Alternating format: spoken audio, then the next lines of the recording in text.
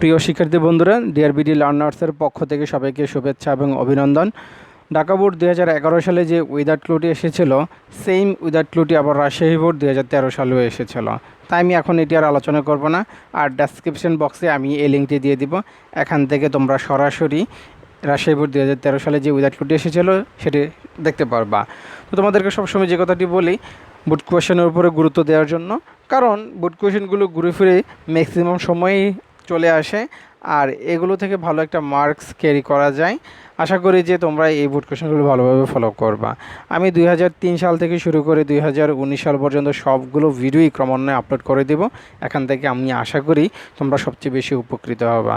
আমার এই পরিশ্রমগুলো তখনই সার্থক হবে যখন তোমরা এই ভিডিওগুলো অনুসরণ করবা এবং পরীক্ষা ভালো একটি রেজাল্ট করবা।